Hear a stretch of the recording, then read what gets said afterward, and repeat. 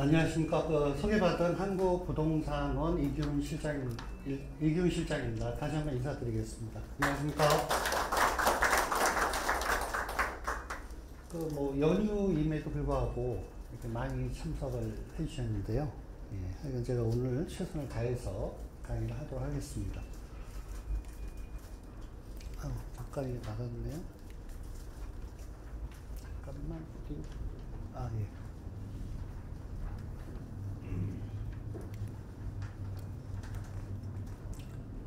제 소개는 드렸고요.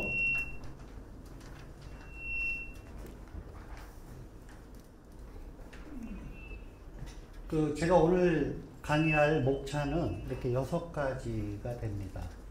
조금 내용이 원래 많은 건데 조금 축약을 해서 하다 보니까 좀 시간이 빡빡할 것 같은데요. 여기 오신 분들한테 좀 양해를 말씀을 드리면 중간에 휴식 시간이 있는데 가능하면 휴식 시간 없이 좀 빨리 해서 끝나는 것도 어떤가 하고요. 중간에 화장실 가실 분들은 좀 그냥 알아서 갔다 오시고 이렇게 하는 게 어떤가 좀 여쭙고 싶습니다. 네, 감사합니다. 관리처분 단계면 여러분들이 이제 도시민 주거환경 정비법을 앞단을 공부를 하셨잖아요. 그러면 이게 크게 4개 단계로 되잖아요. 계획 단계, 그 다음에 이제 조합 주체를 결성하는 단계, 그 다음에 이제 사업을 시행하는 단계. 그래서 이제 사업을 시행하는 단계의 마지막 부분이거든요. 그러니까 관리처분이 왜 중요하냐면, 관리처분이 되면, 그 다음에 뭘 하죠? 네? 2주, 예. 여기 오신 분들이 수준이 좀 높으신 것 같아요. 예, 맞습니다. 2주를 할 수 있습니다. 인가가 나야 2주를 하죠. 예전에는 인가가 안 나도 미리 2주를 했어요. 그럴 때가 있었어요. 왜냐하면 2주가 워낙 오래 걸리니까 사업 추진을 좀 단축을 하려고 2주를 먼저 했습니다. 그 다음에 또 2주 한 다음에 또 철거하죠. 그런 과정이 있었기 때문에 관리처분을 준비하면서 이렇게 2주를 먼저 시킨 적이 있었어요. 근데 예전에 부산에서 이런 일이 있었어요. 인가가 나와서 2주를 했는데 인가가 무효가 됐습니다. 소송에 의해서. 그래서 나갔던 분이 다시 들어왔어요. 이게 장기화되니까. 그런 사태까지도 벌어지는 단계가 이 관리처분 단계거든요. 그래서 다른 단계랑은 틀립니다. 그러니까 정비계획은 변경할 수 있고 사업시행계획도 변경을 할 수 있어요. 근데 이제 물론 관리처분 계획도 중간에 변경을 할 수 있는데 하자가 있으면 안 돼요. 하자가 있으면 여러분들이 그걸 처음부터 다시 하려면 굉장히 힘든 그런 과정을 거쳐야 되거든요. 그래서 근데 또 2단계에서 2주를 한다는 거는 굉장히 돈이 많이 나간다는 얘기예요. 그렇잖아요? 여러분들 2주비를 받아서 나가면 금융기재가 발생을 하잖아요. 그러면 빨리 사업이 돼야 되고 또 관리처분 단계면 2주도 하고 이제 철거도 하니까 이거 다 되나 보다. 그죠? 이렇게 생각을 하셨는데 우리 관리처분 계획이 무효되네. 큰일 났다. 다시 해야 되네. 이런 상황이 오면 분담금이 또 늘어나게 되는 겁니다. 그래서 굉장히 중요한 단계이기 때문에 여기에 이제 오신 추진위원회나 조합의 조합장님 또는 관계자분들은 이 부분에 있어서는 굉장히 신경을 많이 쓰셔야 됩니다. 그래서 물론 이제 거기 협력업체들이 잘 해주겠지만 그래도 대표 되신 분들이 이 중요성을 알고 공부를 많이 해주셨으면 좋겠습니다. 자, 그럼 이제 본격적으로 시작을 해보겠습니다. 여기서 이제 중요한 용어를 몇 개 알고 가셔야 되는데요. 관리처분 계획 기준일이 있습니다. 관리처분 계획 기준일은 분양신청 종료일입니다. 제가 좀 이따 분양신청에 대해서 공부를 하겠습니다만 분양신청이 끝나야 관리처분을 수립을 하는 겁니다. 그 다음에 더 중요한 게 있죠. 권리산정 기준일. 권리산정 기준일은 여러분들이 아파트를 받는 분양권이 있죠. 그 분양권을 기준으로 하는 날입니다. 관리처분 때가 아니고 그 앞단에서 결정이 되는 거예요. 그래서 언제냐면 보통 이 고시가 있은 날이 정비구역 지정고시입니다. 정비구역 지정고시. 또는 시도지사가 투기 억제를 위해서 정비구역 지정고시 전에 따로 정하는 날은 그날입니다. 그러니까 통상적으로는 우리가 흔히 얘기하는 구역 지정 고시 날이 되겠죠. 그날을 기준으로 해서 분할을 하거나 쪼개기를 하면 분양권이 없는 겁니다. 이따 이제 자세히 제가 설명을 드리겠습니다만 이 두 개에 대해서 용어를 정확히 이해를 해 주시고요. 그러면 관리처분이 뭐냐?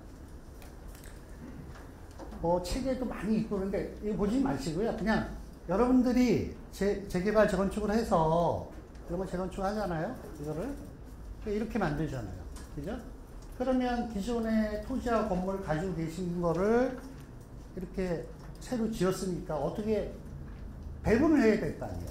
그죠? 내가 지금 가지고 있는 가격이 얼마고 내가 몇 평을 가면 돈을 얼마를 내야 되고 그거를 여러분들한테 합리적으로 배분을 하는 계획이 관리처분 계획이라고 보시면 되겠습니다. 이해하시죠? 대답을 좀 크게 해주셔야 됩니다. 아니면 졸립니다. 감사합니다. 그래서 이게 이제 행정계획의 일종이라고 보시고요. 만약에 이제 관리처분 계획에 문제가 있다면 소송이 걸리는데 그러면 이제 행정소송의 성격을 가지고 있습니다.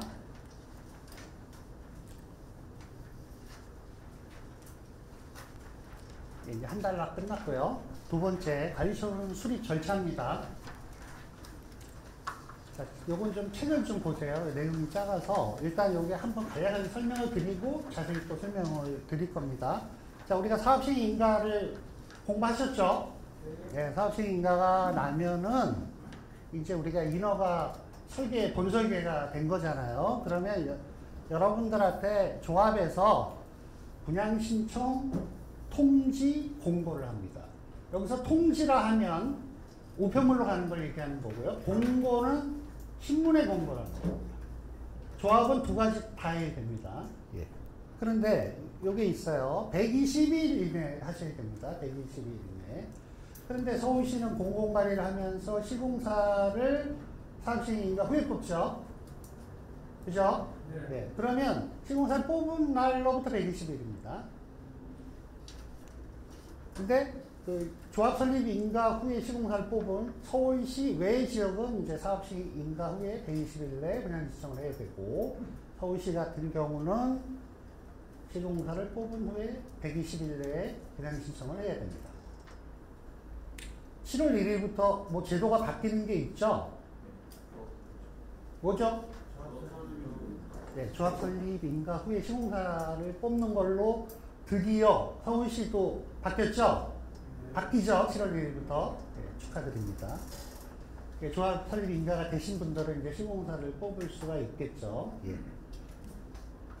그래서 이제 조합에서 분양 신청 기간을 30일에서 60일의 기간을 줘서 여러분들에게 이제 분양 신청을 하라고 안내문이 갑니다. 그러면 이제 여러분들이 분양 신청을 하면 되고 그 결과를 바탕으로 관리처분 계획을 수립하고 총회 결의를 받고 공람 의견 청취를 거쳐서 인가를 내게 되겠습니다. 그러면 이제 고시가 되고 또 역시 그 결과를 여러분들에게 통지를 하는 일련의 절차가 있는데요. 자, 여기서는 이렇게 간단히 보시고 제가 이 세부 내용을 좀 자세히 설명을 드리겠습니다. 분양신청 통지 공고인데요. 이게 통지와 공고의 내용이에요. 근데 여기 보시면 10번은 통지하지 않고 2번, 12번은 공고하지 않는다 이렇게 되어 있습니다. 근데 이거 자세히 보면 2번은 분양 대상자별 분담금이잖아요. 신문에 공고할 수 없죠. 여러분들 개인의 분담금을 공고할 수는 없는 거잖아요. 그죠? 그리고 분양신청서를 공고할 수 없죠. 신문에. 그러니까 그거는 여러분들한테 통지를 하는 내용이고요. 그 다음에 10번 토지 등 소유자 외 권리자의 권리신고 방법은 여러분들이 갖고 있는 재산에 누군가 이의가 있는 사람이 있을 거예요. 그런 사람들은 이제 신문 공고를 보고 신고를 하라 그 뜻이에요. 그래서 내용이 같은 거예요. 대부분. 근데 여기서 중요한 거는 요겁니다. 2번 하고 1번인데 여기 보시면 분양 대상자 별 있죠? 동그라미 치세요. 동그라미 책에다. 동그라미. 이게 왜 중요하냐면 이게 무슨 의미 같으세요? 별. 예, 막 얘기하세요. 막 얘기하시면 됩니다. 예? 그렇지. 개별적으로. 맞습니다. 옛날에 분양 신청을 통지할 때 조합에서 어떻게 했는지 아세요? 계략적으로. 좀 더 구체적으로 얘기해 보세요. 아니, 그러니까 재건축인 경우에는 예를 들면 15평, 17평, 19평일 때 분담금이 얼마다. 이해하시죠? 그 다음에 재개발인 경우는 이제 그렇게 못하니까 기존 종전 가격이 1억일 때, 2억일 때, 3억일 때 분담금이 얼마 된다. 이렇게. 조합원이 1000명인데 그냥 그 표 하나로 딱 통지했어요. 이해하시죠? 그런데 그럼 정확하지는 않지만 뭐 대략적으로 그렇다 이게 추정을 했던 거죠. 근데 이제 관리처분 가니까 너무 많이 차이가 나는 거예요. 그래서 이제 분란이 막 생겼어요. 그래서 법이 바뀌었죠. 조합원이 1000명이면 1000명의 분담금을 알려주라는 얘기예요. 굉장히 중요한 내용입니다. 분양 대상자별 분담금의 추산액. 물론 100%는 아니죠. 추산액이니까. 그런데 여기서 중요한 거는 대인별로.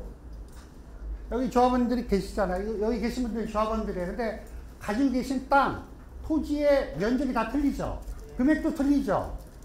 그러니까 그걸 평가액도 당연히 틀리죠. 그게 이거죠. 종전자산의 금액이 다 틀리단 말이에요. 그것도 다 개별로 알려주고 여러분들이 납부하셔야 될 분담금도 다 1000명한테 개별로 알려주라는 얘기예요. 요거가 옛날에는 그냥 이렇게 아까 말씀드린 식으로 계략적으로 통지를 했어요. 근데 이제 그게 하도 분쟁이 많아서 국토부에서 법을 바꾼 겁니다. 그래서 지금은 개별로 다 통지해야 됩니다. 굉장히 귀찮죠? 누구 입장에서 귀찮아요? 그렇죠? 조합에서는 귀찮지. 아, 이거 그 1000명 걸 다 뽑아가지고 또 개별, 등기 보내야 되는데 다 개별로 등기 보내야 되잖아요. 그죠? 옛날에는 그냥 한꺼번에 이렇게 툭 해서 보내면 됐는데, 그러니까 조합에서 일하는 게 어려워졌다. 근데 반면에 조합원들은 자기 자산 가치와 분담금을 좀 더 개별적으로 자세히 아니까 좋은 거죠? 그렇습니까? 네. 네. 장단점이 있는 거예요. 그러니까 조합장님들은 좀 더 귀찮아지셔야 되고, 조합원들은 이제 알 권리를 더 충족한다. 그런 뜻입니다. 예. 그래서 요게 중요하다. 예, 그런 말씀을 드리는 겁니다. 요게 중요합니다. 분양 신청 기간 장소. 뭐 근데 대부분은 조합사무실에서 하겠죠. 예. 그리고 이제 분양 신청 자격은 또 알려줍니다. 어떻게 하는 거. 보통은 이제 소유권자들이 분양 자격이 있는데 여기서 이제 또 중요한 거는 한 채를 받냐, 두 채를 받냐 이런 문제. 그죠? 또 상가를 가지고 계신 분들은 어떻게 되느냐. 그죠? 그럼 상가만 가야 되냐, 아파트를 갈 수 있느냐. 이런 문제들이 이제 여기서 그 분양 신청 자격이 있고 어떻게 분양 신청하라 이런 내용을 안내문을 통해서 이제 여러분들한테 개별 통지한다. 그런 말씀입니다. 어렵지 않죠? 네. 자, 근데 여기서 또 중요한 게 있습니다. 30일 이상 60일 이내예요. 그런데 30일 이상 60일 이내로 조합에서 날짜를 정하라는 얘기예요. 근데 우리 조합은 500명밖에 안 되니까 30일을 한다 하면 30일로 결정된 겁니다. 20일 범위 내에서 한 번 연장할 수 있어요. 이게 중요한 겁니다. 그러니까 이렇게 생각하시면 안 돼요. 60일까지 할 수 있고 20일이니까 80일이다. 최장 80일을 할 수 있는데 조합에서 30일 정하고 30일로 정했으면 추가 20일밖에 못하는 겁니다. 이렇게 생각하시는 분들이 있어요. 처음에 30일 했다가 30일 더 하고 20일 더 하고 그렇게 하는 거 아닙니다. 이해하셨죠? 그러니까 처음에 정할 때 잘 정하셔야 돼요. 조합원이 한 1000명이면 한 60일 하시는 게 맞습니다. 60일. 그리고 이제 타지인들이 많이 계시잖아요, 조합에. 이제 지역마다 틀린데, 외지인이 많으면 이제 그분들이 오셔야 되잖아요, 사실은. 조합사무실. 동네에 계신 분들이면 뭐 조합사무실 가서 이렇게 딱 하면 되는데, 외부에 많이 계시다, 조합원들이. 그럴 경우는 하여간 그런 것들을 종합적으로 고려해서 이 날짜를 정해야 되고요. 그 다음에 이제 1회에 한 해. 근데 여기 지금 법에는 없는데 더 중요한 게 있어요. 이어서 써놓으세요. 이어서. 이 얘기는 뭐냐면 30일에서 60일 범위 내. 예를 들어 우리 조합은 30일로 정한다 했어요. 오늘이 이제 6월 5일이에요. 오늘이 이제 마감날이에요. 오늘이요. 그러면 연장을 하면 언제부터 해야 돼요? 예? 이어서. 내일부터 해야 돼요. 내일 노는 날인데? 아유, 조합에서 안 놀면 되죠. 아니, 근데 이게 왜 그러냐면, 분양 신청이 끝났어요. 근데 분양 신청 안 하면 어떻게 되죠? 현금 청산자가 됐어요. 현금 청산자가 된 사람이 분양 신청 할 수 있어요? 없습니다. 이거 되게 중요한 거예요. 현금 청산자가 되면 분양 신청할 수 없습니다. 이따 뒤에 다시 할 수 있는 요건이 있어요. 그건 제가 설명을 드리는데, 일단은 분양 신청 기간이 끝났는데 분양 신청 안 한 분 또는 했다가 처리한 분은 현금 청산자가 됩니다. 조합원이 아닙니다. 그래서 반드시 이어서 해야 됩니다. 아셨죠? 네, 오늘 중요한 거 말씀을 드렸어요. 그래서 분양 신청 아니한 자, 철회한 자, 투기과열 지구의 입주권 제한자. 이거는 무슨 얘기냐면, 투기과열 지구의 조합원인 분이 그 투기과열 지구의 일반 분양 아파트를 분양받았거나 또는 조합원 분양권을 받으면 5년 내에 다른 조합의 입주권과 분양권을 받을 수 없다. 그 조항이에요. 이해하시죠? 요 내용이 뭐냐면, 투기과열 지구에서 조합원인 사람이, 그죠? 다른 투기과열 지구의 일반 분양 아파트나 조합원 분양권을 먼저 받은 경우에는 5년이 지나기 전에는 분양권을 다시 받을 수 없다. 그 뜻이에요. 근데 이제 투기과열 지구가 해제됐죠? 그러니까 조금 편해지셨죠? 예. 그래도 아직 그 강남 상구와 송파는 아직까지 투기과열 지구이기 때문에 이게 제한이 됩니다. 그리고 관리처분에서 분양 대상에서 제외된 자, 서울시 조례에 따르면 땅만 가지고 계신 분은 90평방미터가 넘어야 됩니다. 이해하시죠? 89평방미터면 분양권이 없습니다. 그래서 이런 분들은 현금 청산을 하는데, 인간하고 90일 내에 협의를 하고 협의가 안 되면 60일 내에 재개발은 수용 재결, 재건축은 매수 청구 소송을 하게 됩니다. 그러니까 150일이죠. 근데 이제 여기 또 빨리 소송을 안 하면 연체이자를 주게 돼 있어요. 6개월 지연되면 5%, 또 1년까지 10%, 1년 넘으면 15%. 이 조항이 왜 생겼냐면, 이제 분양신청을 안 하면 현금 청산자가 된다 그랬잖아요. 근데 그럼 현금 청산자가 되신 분들의 핵심은 뭐죠? 현금 청산이니까 현금 달라는 거 아니에요. 근데 빨리 안 줘, 조합에서. 옛날에 그랬어요. 옛날에 조합원들은 이주하고 착공하는데도 이 규정이 없었어요. 그래가지고 그 현금 청산자들한테 최대한 늦게 줬습니다. 왜냐하면 조합 입장에서는 돈 빨리 주면 금융비 발생하잖아요. 사업비니까. 그리고 이 비용이 크잖아요. 아파트를 사야 되는 비용이니까. 그죠? 그러니까 최대한 늦게 줬어요. 그러니까 이제 이분들이, 아니, 내가 저 분양신청 안 했으니까 빨리 돈을 줘야 내가 나갈 거 아니냐. 근데 조합 입장에서는 금융비가 발생하니까 최대한 늦게 줬어요. 그래서 이게 이제 민원이 많이 발생해서 법에서 아예 이렇게 규정을 해버렸어요. 그래서 빨리 주란 취지입니다. 요새 이제 뭐 금리가 좀 올랐지만 저금리 시대 막 1% 시대에 막 15%면 엄청난 거잖아요. 사실, 그죠? 그래서 여러분들도 빨리 이제 이 협의가 안 될 것 같으면 빨리 저 사업비 대출 받고 아니면 시공사나 이렇게 협력해서 이 파악을 해야 됩니다. 그래서 분양시청이 끝나면 현금청산자 숫자가 나오잖아요. 그리고 어차피 지금 감정평가를 선정해서 평가를 하고 있는 단계거든요. 그죠? 종전자산 평가를 했으면 계략적인 금액 산출이 됩니다. 그래서 그거를 빨리 내보낼 수 있도록 협의를 하셔야 됩니다. 자금도 마련하셔야 되고요. 네. 그리고 재개발 같은 경우는 평가업자가 3인으로 갑니다. 왜냐하면 토지보상법 준용을 받기 때문에. 감정평가 선정에 대해서 배우셨죠? 배우셨죠? 재개발은 누가 하죠? 재개발 감정평가업자는 누가 하죠? 여기 계시잖아요. 부총장님 하시잖아요.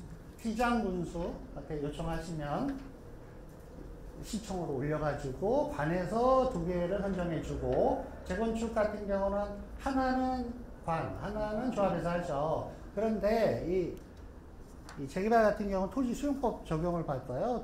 공익사업을 위한 토지 등의 취득 손실 보상에 관한 법률을 해서 그 현금 청산자들이 하면 선정할 수가 있습니다. 그래서 3명이 됩니다. 자, 그리고 이제 관리처분 계획서를 작성해야 됩니다. 조합에서. 그런데 여기 요 내용이 있어요. 분양신청 기간이 종료된 때 분양신청 현황을 기초로, 거기다가 이제 밑줄을 딱 켜놓으세요. 이게 무슨 말이냐.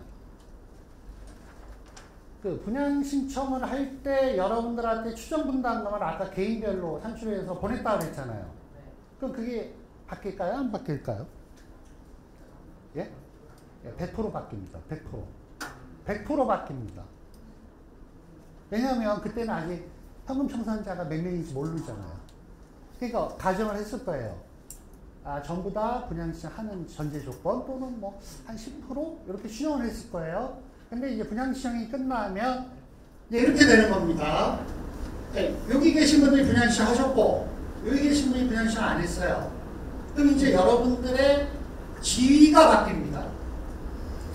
기존의 토지 등 소유자 중에 분양 신청하신 분들, 조합원, 아파트를 분양받을 권리가 있는 분, 분양 신청 안 하신 분들, 토지 등 소유자 중에 분양 신청 안 한 현금 청산자들, 조합원이 아닌 분들.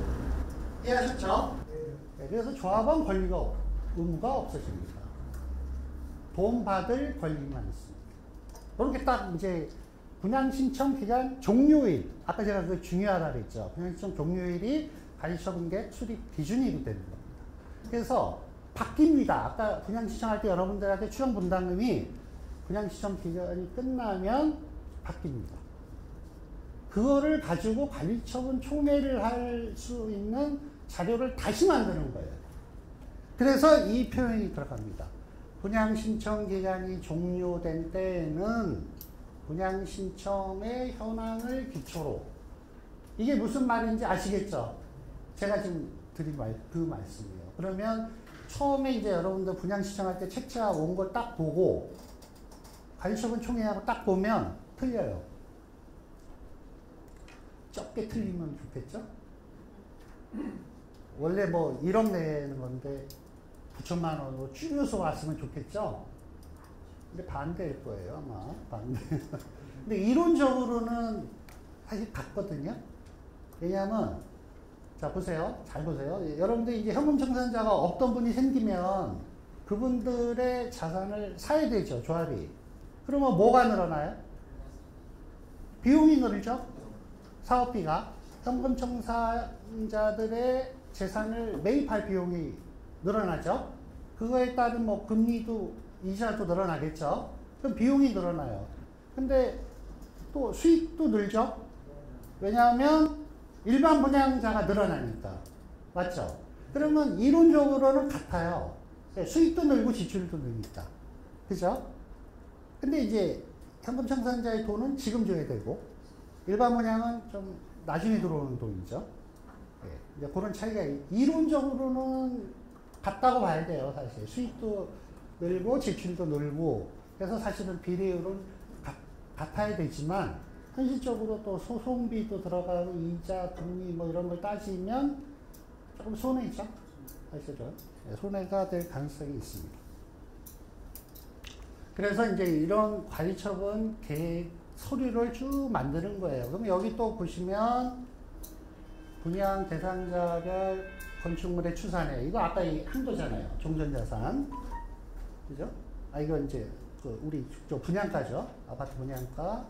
그죠? 그 다음에 여기 종전 가격. 그 다음에 정비사업 추산액. 그죠?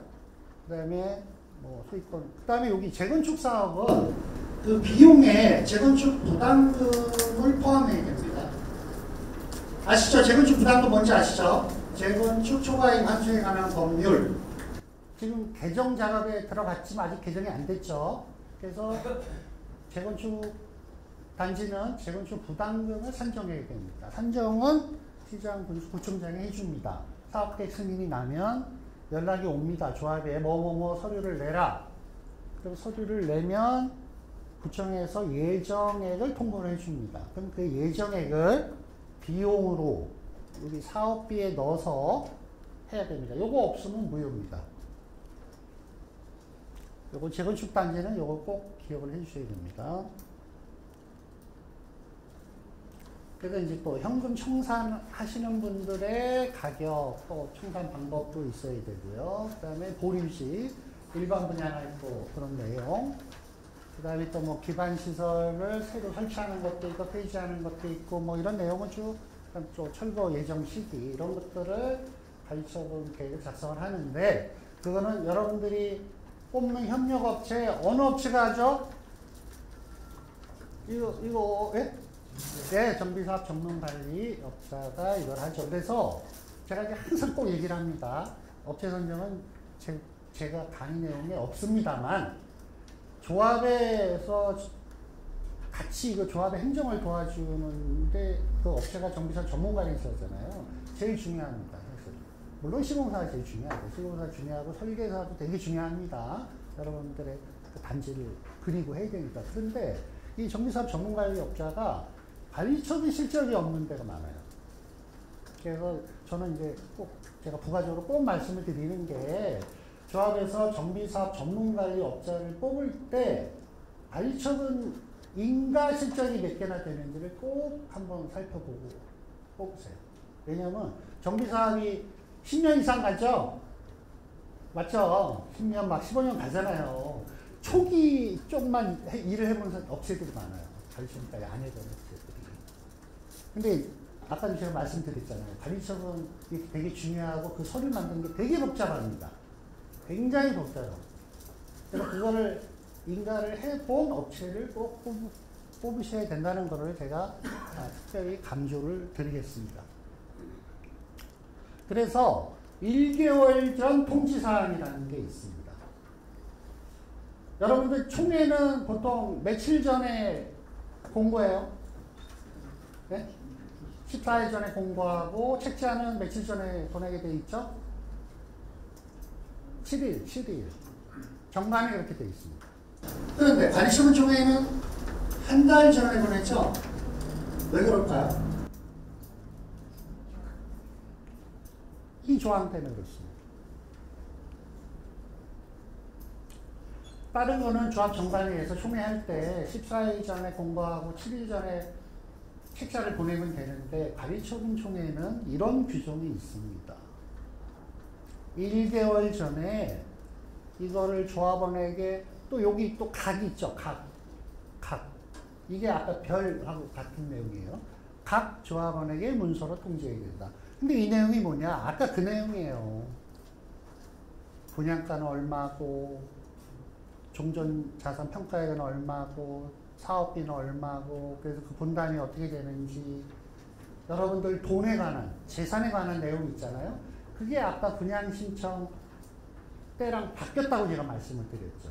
그러니까 그게 물론 관리처분 채용의 책자에 있어요. 있는데 요것만 별도로, 요게 아까 그 관리처분 계획서에 있는 내용이에요. 근데 요거는 한 달 전에 별도로 보내라는 규정이 있어요. 그러니까 실무적으로는 원래 이렇게 해야 돼요. 한 달 전에 이 내용을 조합원들한테 다 각각 보내야 되고, 또 관리처분 총회 때 또 관리처분 총회 책자를 또 보내야 돼요. 귀찮죠? 그리고 관리처분 총회가 보통은 과반수지만 사업비가 변경 되기 때문에 보통 3분의 2 동의를 받아야 됩니다. 그러니까 조합에서 그냥 한 달 전에 보냅니다. 네. 그럼 한 달 전에 이걸 따로 보내고 총회책자를 또 보낼 필요가 없이 그냥 이 내용이 총회책자에 있기 때문에 그냥 총회책자를 한 달 전에 보내면 이거 보낸 거랑 가름이 되는 겁니다.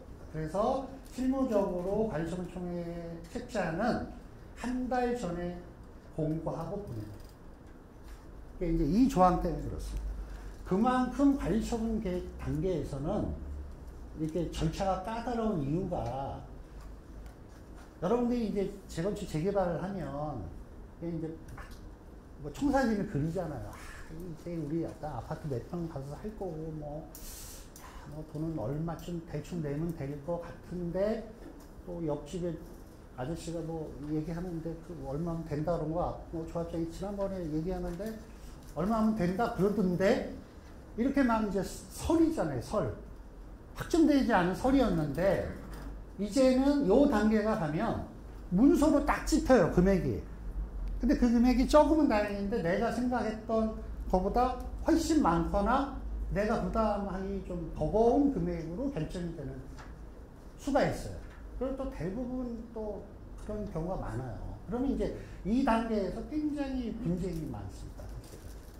그래서 이 법의 취지가 분양 신청 때도 각 개별로 통보를 해줘라. 그 다음에 또 1개월 전에 또 이거 보내라. 관리처분 총회 때도 당연히 들어가야 되고. 그러니까 3번을 보내게 돼 있어요. 3번을.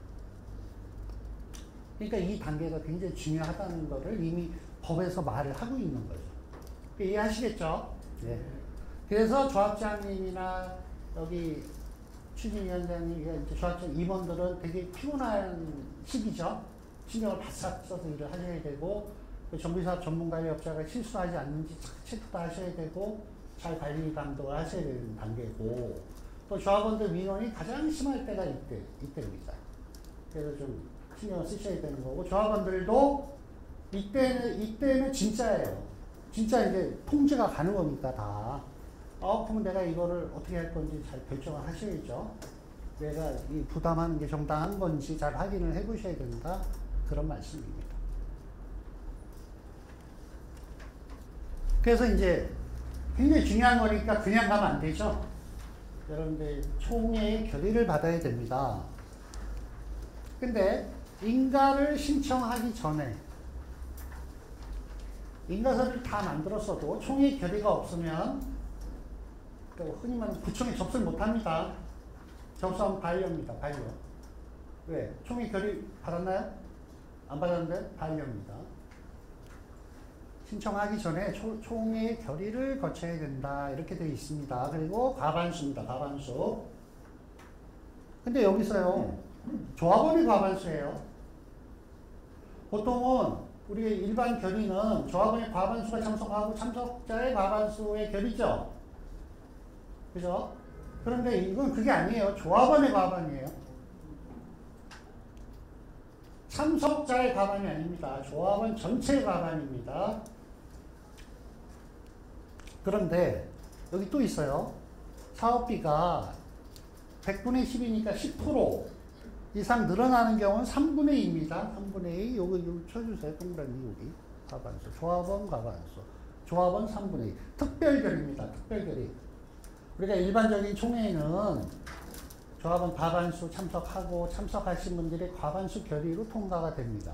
그러나 이 관리처분 총회는 그게 아니에요.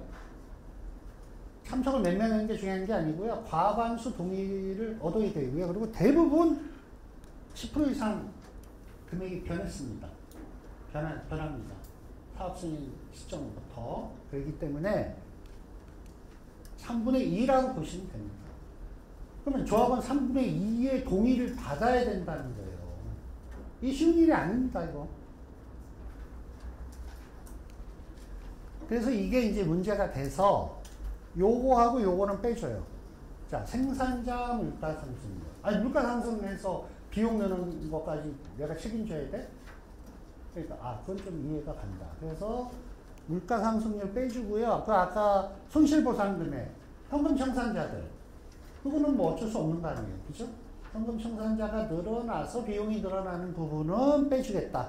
근데 그거 말고 사업비가 10% 늘어나는 거는 조합원 3분의 2 동의를 받아라 이렇게 하는 겁니다. 근데 제가 이렇게 보니까 거의 다 10% 이상 늘어나요. 왜 그러죠? 아니 공사비가 지금 천정부지를 뛰고 있잖아요. 금리도 올랐고 옛날에는 뭐 금리도 쌌는데 금리도 오르지, 시멘트 값도 오르지, 뭐 소금 값도 오르지. 우리 흔히 그러지 않습니까? 내 월급 빼고 다 오른다고. 그죠? 내 월급도 좀 올라야 되는데. 하여간 그래서 이게 여러분들이 관리청 총회를 할 때는 3분의 2의 동의를 받아야 된다. 이렇게 생각을 하시고 그러면 잠이 잘 안 올걸요? 아시잖아요. 저분들 성향을 하니까 이거 3분의 2 못 받을 것 같은데. 그리고 총회를 준비하는 게 얼마나 힘든지 아시죠? 총회가 한번 부결되면 쉽게 다시 못해요. 뭔가 반전이 있어야 되지. 또 어차피 돈 들여서 총회 해봐야 또 부결 날 텐데. 그럼 어떻게 돼요? 조합장 못하죠. 물론 아야 되는 상황이 생길 수도 있는 거거든요. 조합원들이 불신한다는 얘기니까. 그래서 이 단계가 굉장히 중요하다고 제가 계속 말씀을 드린 겁니다. 아까 얘기한 대로 통지하고 공고하고 이런 알려주는 것도 되게 복잡하고 또 결의도 이렇게 특별 결의도 돼 있어요. 그래서 이 단계는 되게 어려워하시는 부분이에요. 이 관리청 단계. 그러니까 여러분들이 좀 공부도 더 많이 하셔야 되고 조합원들과 소통도 많이 하셔야 되고 그죠? 그래서 또 정보 공개 이런 거 많이 하잖아요. 그러니까 그런 것도 좀 잘 준비를 하셔야 되는 그런 단계입니다. 총회 결의를 하면 이제 인가 신청하게 이제 공람을 합니다. 조합사무소가 30일간 또 공람도 하고 그래서 이제 그다음에 인가를 신청하는 거겠죠. 인가를 하면 신청을 하면 30일 내에 인가를 내주게 되어 있습니다. 원칙적으로. 그런데 여기 또 단서가 하나 있어요. 관리청은 타당성 검증을 요청하는 경우에는 60일로 이제 인허가 기간이 늘어납니다. 이 부분은 뒤에서 다시 설명을 드리겠습니다. 그래서 30일에서 한 60일 정도 걸린다. 이렇게 일정을 체크하시면 되겠죠. 근데 문제는 서류가 미비됐을 경우에 그 보완 기간은 뺍니다.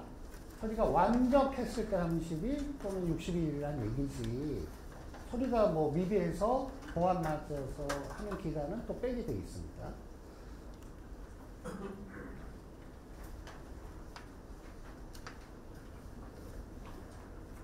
시간이 지금 이렇게 많이 갔는데 두 번째까지밖에 안 왔어요. 어떡하죠? 근데 이제 이 관리청 기준이 중요하니까 정신을 좀 바짝 차리시고 또 이어가겠습니다. 자, 관리처분은 모든 정비사업의 공통적 관리처분이 있고 재개발에 특별한 게 있고 재건축에 특별한 게 있습니다. 그러니까 일단 공통적인 게 제일 중요하겠죠. 1번을 한번 볼게요. 저도 이 법을 수백 번을 봤지만 이게 무슨 말인지 잘 이해가 안 가요. 한번 제가 읽어볼게요. 종전의 토지, 건축물의 면적, 이용 상황, 환경, 그 밖의 사항을 종합적으로 고려하여 대지 또는 건축물이 균형 있게 분양 신청자에게 배분되고 합리적으로 이용되도록 한다. 무슨 말이죠? 예? 아니, 제가 잘 하라는 얘기입니다. 잘. 어떻게? 종합적으로, 균형 있게, 합리적으로. 그러니까 좋은 말을 여기서 다 갖다 놨어요. 잘 하라는 얘기. 잘 하시면 돼요. 그리고, 예? 예. 이건 이제 이런 규정을 이제 선언적 규정이라고 합니다. 선언적. 왜냐면 이제 법에 이렇게 세부적으로 규정을 못 하니까, 물론 규정을 하긴 하는데, 나중에 이제 그게 소송이 걸리거나 할 때, 판사님들이 판단을 이런 걸로 하는 거거든요. 그러면 종합적으로 고려했는지, 균형 있게 배분했는지, 합리적으로 했는지, 그죠? 그걸 이제 판단을 하는 근거가 되는 거죠. 2번도 마찬가지예요. 적정 규모가 되게 해라. 그죠? 요 3번 중요합니다. 3번. 여기 보시면 정비구역 지정 후 분할된 토지는 현금 청산한다. 내 땅인데 분할도 못해? 분할 하라니까요. 현금 청산자. 그죠? 이런 거죠. 땅이 있는데, 이거 분양권 주니까 막 쪼갠 거예요. 그럼 어떻게 돼요? 신축은 1000세대밖에 못 하는데, 조합원이 1200명이야. 땅을 막 쪼개가지고. 옛날 그런 경우가 있었어요. 그래서 쪼개지 못하게 하는데 그 기준 시점이 정비구역 지정고시입니다. 만들 때는 다 이유가 있는 거겠죠. 그죠? 네, 그래서 땅을 함부로 분할하지 못한다. 분할하면 그러면 현금 청산자가 되는 거거든요. 예. 자, 됐습니다. 그래서 이제 이런 선언적 규정도 있고요. 그 다음에 여기 또 나오죠. 중요한 거. 분양 시정기간 만료일을 기준으로 한다. 이거 중요하다고 했고요. 이제 구체적으로 들어갑니다. 한 세대 한 명이 하나 이상의 주택 또는 토지를 소유한 경우 1주택을 공급하고, 그 다음에 같은 세대에 속하지 않은 2명이 1주택 또는 1토지를 공유한 경우 1주택만 공급하는. 무슨 규정이냐? 도시 및 주관적 정비법은 원칙상 1주택을 주는 걸 원칙으로 하고 있습니다. 몇 개요? 하나가 원칙입니다. 예? 더 줘야 되나요? 아니, 이렇게 생각하시면 돼요. 우리 아파트 분양받으려면 뭐가 있어야 돼요? 청약이 있어야 돼요. 청약 통장에서 그 점수 계산해가지고 막 힘들잖아요. 근데 여러분들은 청약이 없이 되잖아요. 그죠? 그래서 하나만 주는 거예요. 원칙. 근데 이제 2개도 주고 또 3개도 주는 경우 규정이 있어요. 근데 원칙이 이렇다는 얘기입니다. 자, 그리고 이제 살펴볼게요. 그래서 또 공유인 경우는 또 하나 줍니다. 공유가 뭔지는 아시죠? 예, 여러 명이 이제 공동 소유하는 경우도 하나만 준다. 그죠? 이거 잘 보세요. 여러 명의 토지등 소유자가 한 세대에 속하는 때는 세대를 합쳐서 하나 준다. 남편 하나, 부인 하나. 그럼 몇 개 줘요? 하나죠. 부부도 별도인데 왜 2개 줘야지? 이거 안 된다는 얘기예요. 그 다음에 여기 있어요. 미성년 아들이 또 하나가 있어. 이게 부자인가 봐요. 아저씨도 하나, 아주머니도 하나, 아들도 하나, 3개. 미성년자 아들 3개 있어요. 그냥 또 몇 개예요? 그렇죠, 그렇죠. 이 얘기예요, 이 얘기. 원칙이 무조건 하나입니다. 그죠? 원칙이 하나고 이제 예외가 있죠. 예외는 뭐죠? 2개 받으시라면 이제 이혼하시면 됩니다. 죄송합니다. 이혼하라는 말씀이 아니고. 아니, 그럼 이제 제가 무조건 하나입니다. 그러면, 그럼 어떻게 해요? 이렇게 질문을 하세요. 그러면, 요 방법이 있긴 있는데, 권장은 안 합니다. 이렇게 얘기를 하죠. 예? 또 그렇게까지 해서 또 2개 받고 또 뭐. 그리고 여기 또 있잖아요. 19세 이상 자녀를 분가. 만 19세가 성년이죠? 빨리 결혼시키세요. 되잖아. 그래서 분가시키면 그 아들이 하나 있으면 또 됩니다. 근데 이제 원칙적으로는 안 된다는 얘기죠. 예. 그 다음에 이거 되게 중요하죠. 이 조항. 조합 설립 인가 후 한 명의 토지 등 소유자로부터 토지 건축물 소유권이나 시상권 양소하여 여러 명이 소유자가 될 때. 이 얘기죠. 제가 5개 있어요. 5개. 5개를 이분 하나씩 팔았어요. 나는 하나 있고 4개 팔았어요. 그럼 분양권이 몇 개예요? 그럼 누구한테 줘요? 내 걸? 양심도 없어. 팔아놓고 나머지는 현금 청산자 만들고 나는 분양권 가져가요? 요거 딱 소송 걸리는 거죠. 근데 안 됩니다. 그래서 원래 이게 근데 약간 문제가 있는 게 이게 그 법제처 해석하고 하급심 판결에서 왔다 갔다 했었어요. 근데 최근에 대법원 판결로 확정이 됐습니다. 안 됩니다. 안 돼. 그러니까 하급심 판결을 가지고 된대 이렇게 하시면 안 돼요. 안 됩니다. 대법원 판례로 확정이 됐어요. 그래서 이거는 그러니까 조합 설립되면 되기 전에 팔아야 돼요. 그러니까 추진이 단계에서 조합을 막 동의서 받을 때 팔아야 됩니다. 그래서 그래야 나도 손해가 없고 사시는 분도 손해가 없죠. 예. 네.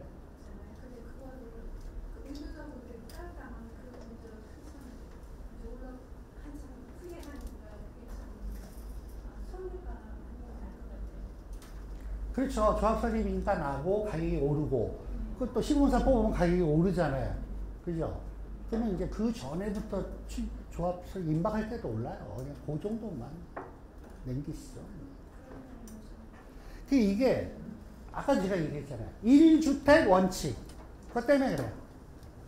일단은 무조건 하나를 주는 게 원칙이에요. 근데 예외적으로 이렇게 예외적으로 이럴 땐 준다, 이럴 때 준다 그래서 그러니까 또 그렇게 얘기하면 이런 거잖아요. 다물권자니까 아유 뭐 집도 많으신 분이 뭐 하나만 그럼 여러 개 다 줘야 되냐 뭐 이런 논쟁이 또 있어요. 그래서 일단 법이 그렇게 돼 있어서 어쩔 수 없습니다. 그래서 요거는 최근에 법제처 해석하고 하급식 판결에서 왔다 갔다 해서 조금 혼란이 있었습니다. 시장에서. 근데 최근에 대법원 판결로 확정이 됐어요. 그래서 다물권자들 그냥 하나밖에 안 주니까 요거 이제 소송 걸립니다. 파신 분이 나중에 그 중개사도 문제가 되고 그래서 이거는 유의를 하셔야 되고요.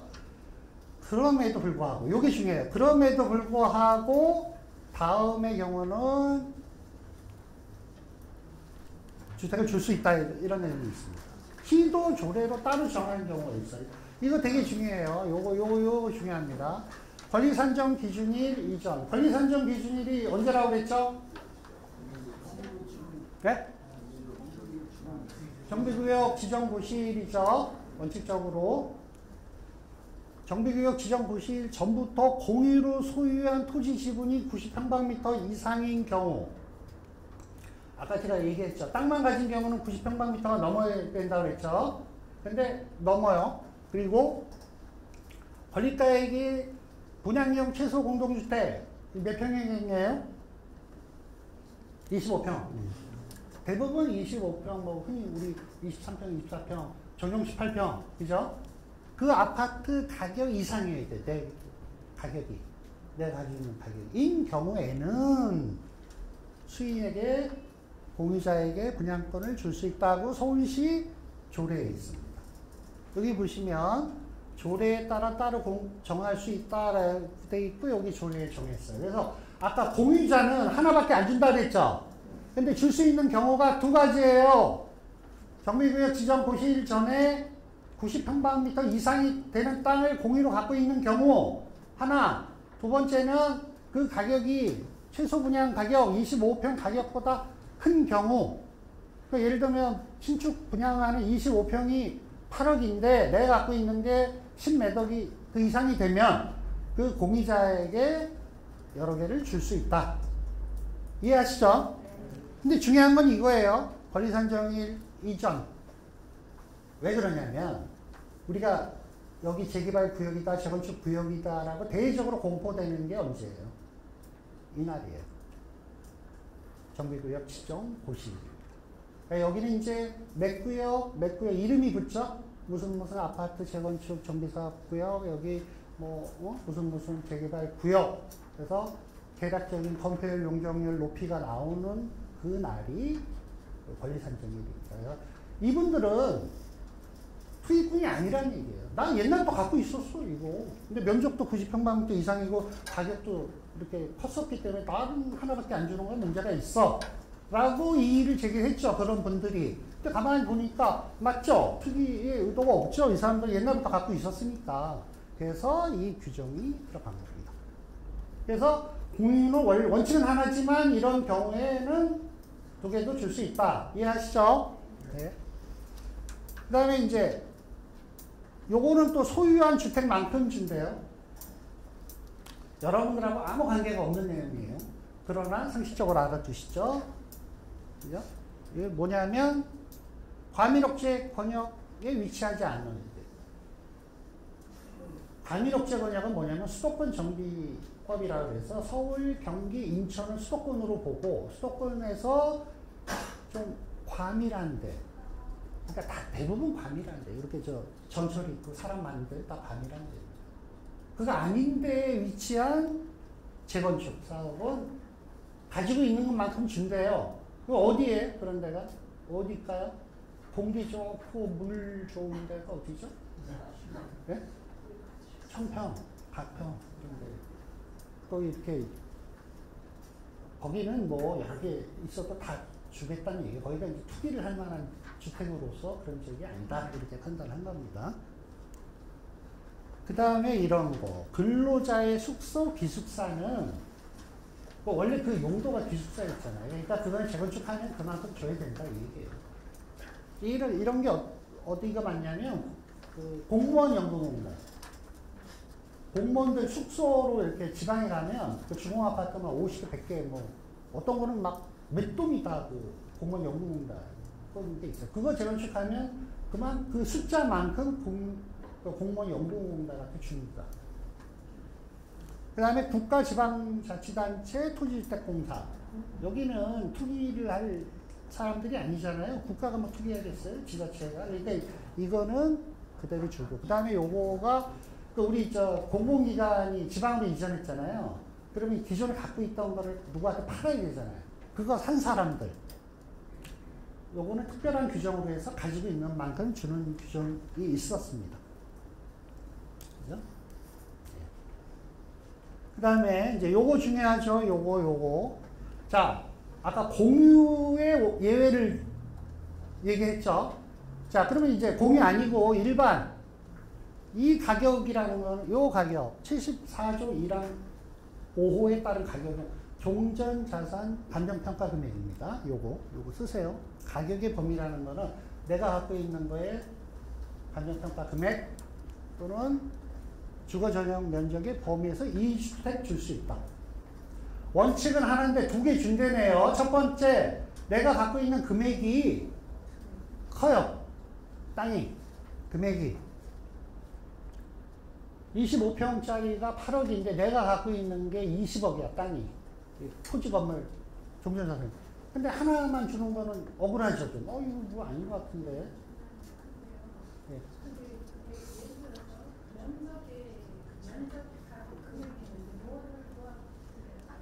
또는 오와 엔드가 아니에요. 가격이 커도 되고 면적이 커도 돼요. 면적. 아니 하나만. 예. 예.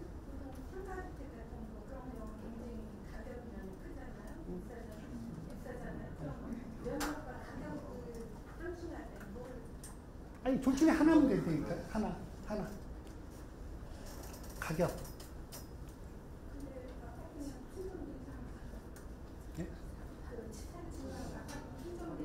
예? 예.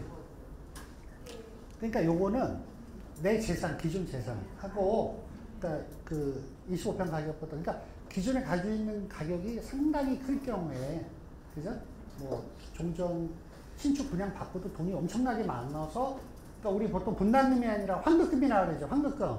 돌려받을 금이 큰 경우에, 굳이 뭐 돈으로 받냐, 내가 아파트 하나 더 받지, 이런 논리예요.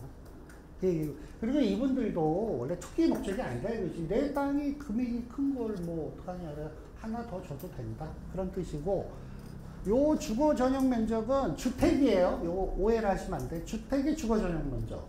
요거 단독주택에서 하숙집 하는 면적 큰 그 다가구, 하숙집, 요런 거. 그분들이 동의 잘 안 해요. 나 지금 하숙 쳐서 이거 돈 달달이 얼마 나오는데, 재건축가 재개발해도 뭐 아파트 한 채밖에 안 돼. 나 이거 못한다. 그래서 면적이 크면 두 개 주겠다. 근데 요게 주택이어야 돼요. 그 다음에 주거 전용 면적이에요. 전용 면적. 공유 면적 아니에요. 그러면 우리 건축물 대장 띄면 이런 집이 있어요. 똑같은 집이에요. 바로 옆집인데 어떤 집은 띄면 공유 면적이 없어요. 공유 면적이 없어서 그냥 전체를 전용 면적으로 받는 주택이 있는 반면 어떤 건축물 대장은 또 아주 친절하게 화장실, 변소, 공유 면적을 또 몇 평방미터라고 자세히 써놓는 게 있어. 그거 빼야 됩니다. 요거 실수만이에요. 무슨 말씀인지 아시겠죠? 그래서 이게 우리 25평 전용이 18평이잖아요.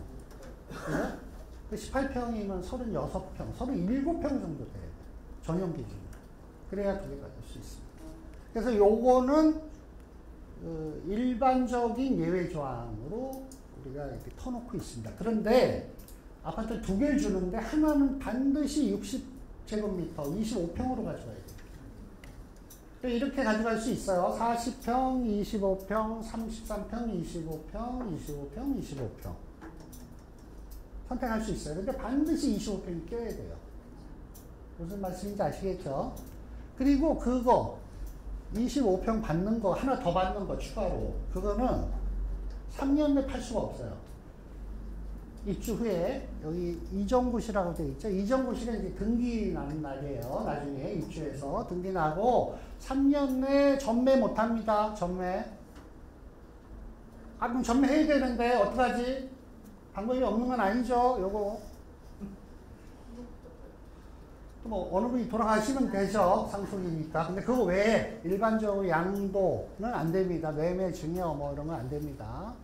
이걸 위반할 때 처벌 규정이 있습니다. 3년 이하의 징역, 3천만 원 이하의 벌금.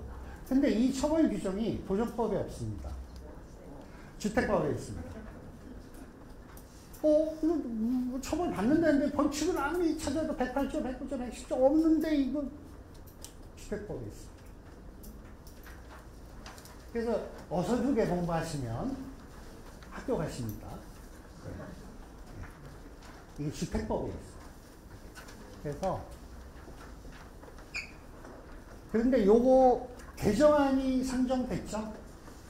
이거 너무하다. 이거 무슨 징역까지 보냈냐 그래서 이거를 요거 벌칙 요걸 없애는 걸로 전매되는 걸로 3년 아니고 그냥 이 정도 시되면 탈 수 있게끔 한 개정안이 올라갔는데 될지 안 될지는 몰라요. 그럼 국회에서 하는 일이니까 아마 관심 있게 한번 지켜보세요. 그 법이 예?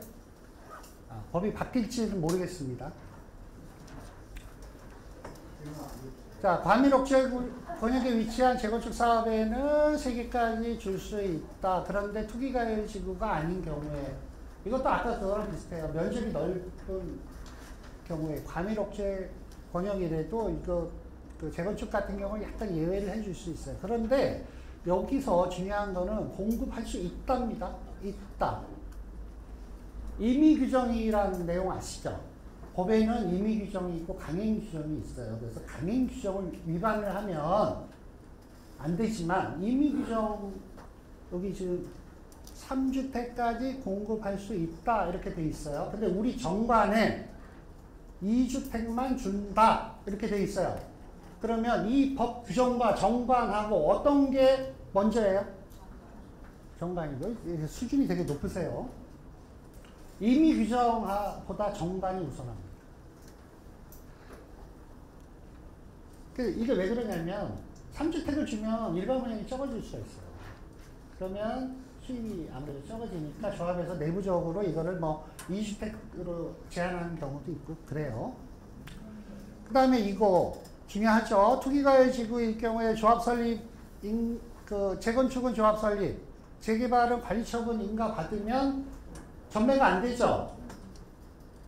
현금 청산자가 되는데 이게 지금 투기과열 지구가 없어졌잖아요. 여기 서대문구는 투기과열 지구가 아니니까 이 조항이 관계가 없죠.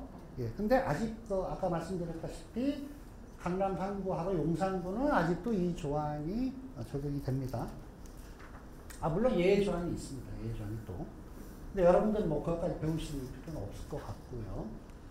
자, 그래서 이제 공통적인 그 내용은 좀 공부를 했고요.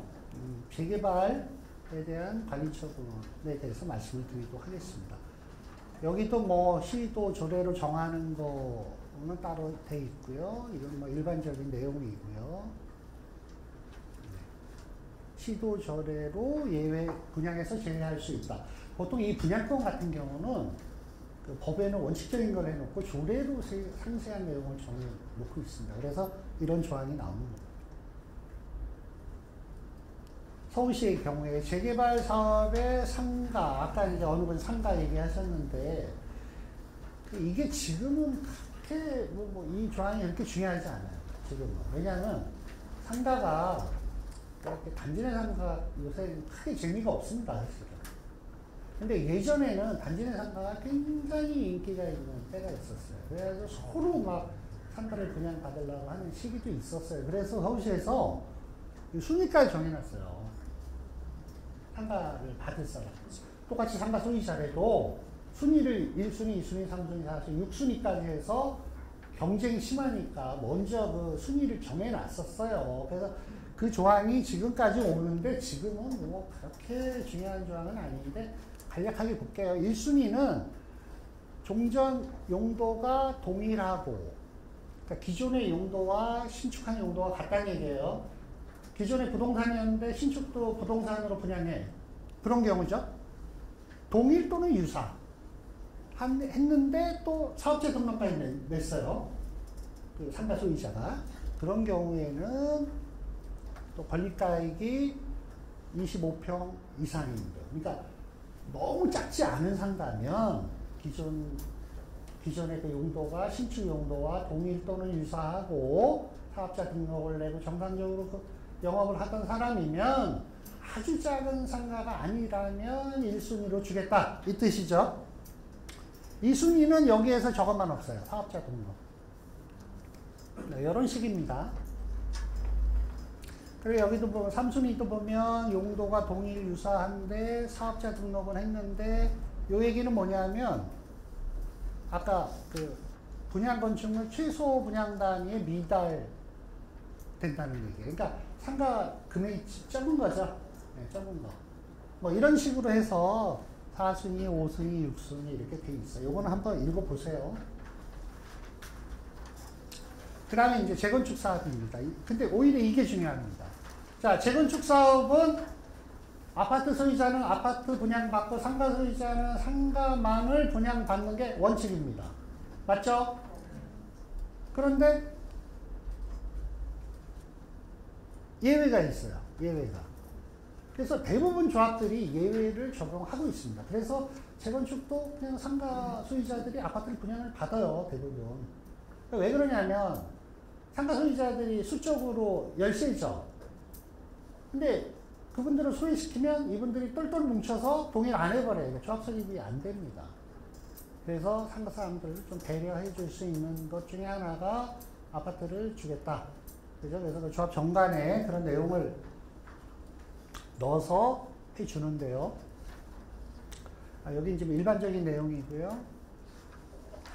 뒤에 보시면 요거죠. 원칙은 이 부대복리시설이 상가예요. 상가 소유자는 상가를 공급할 것.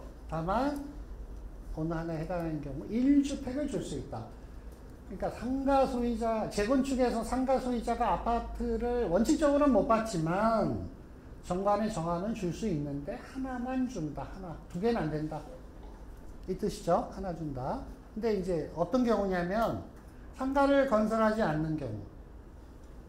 기존에 상가 소유자가 있는데 신축할 때는 상가를 안 지어. 상가를 못 주잖아요. 근데 그런 경우가 있나요?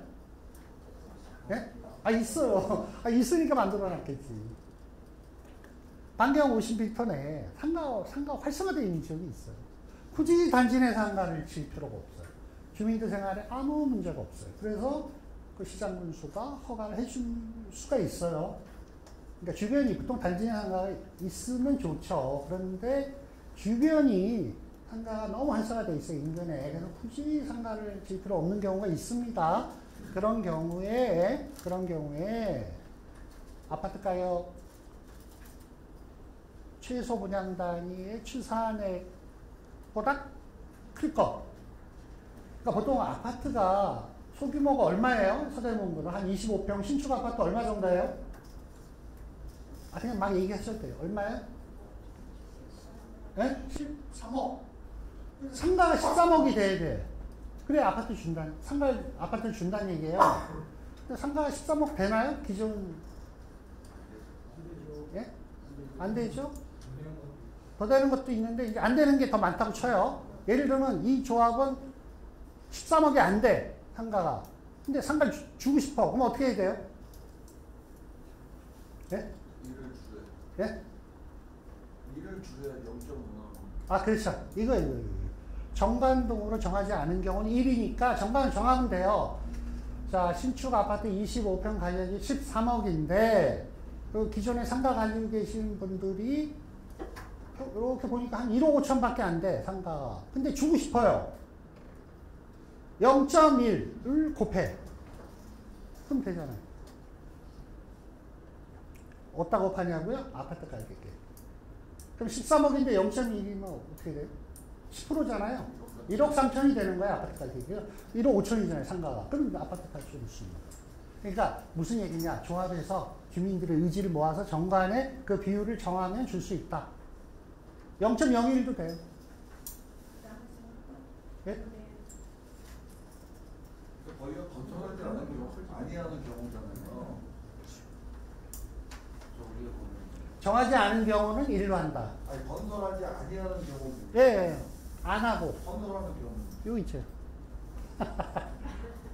아니, 요거 이제 왜 그러냐면 다 그 비슷해서 그래. 요거 이제 건설하지 않은 경우에 그런 경우. 요거는 기존 상가가액에서 상가를 분양받았어요. 근데 금액이 또 커. 예를 들면 아까 13억이라고 그랬죠, 아파트가. 상가를 분양받고 남은 금액이 1억 5천이야. 근데 아파트 가격보다 작잖아요. 근데 거기다 0.1을 곱하면 되죠, 또. 그런 식으로. 그죠? 그 다음에 요거는, 여기 3번이 또 기가 막혀요. 새로 건설한 상가 중 최소 분양 단위 규모의 추산액이 분양주택 최소 분양 딱 클 거. 이게 무슨 얘기예요? 신축 상가의 분양가와 그 아파트 가격 비교해가지고 상가가 크면 주라는 얘기예요. 그럼 뭐 그냥 조합에서 정하면 되죠. 면적 크게 해가지고. 그래서 사실은 이 조항이 요 조항, 요 다가 바뀌었습니다. 개정이 됐어요. 그래서 사실상 거의 그냥 조합의 의지만 있으면 상가 소유자들한테 아파트를 줄 수 있다. 그런 규정이에요. 근데 이제 원래는 왜 이렇게 해놨냐면 옛날부터 이거를 바꾸기가 어려워서 그렇게 원칙은 안 주는 거였거든요.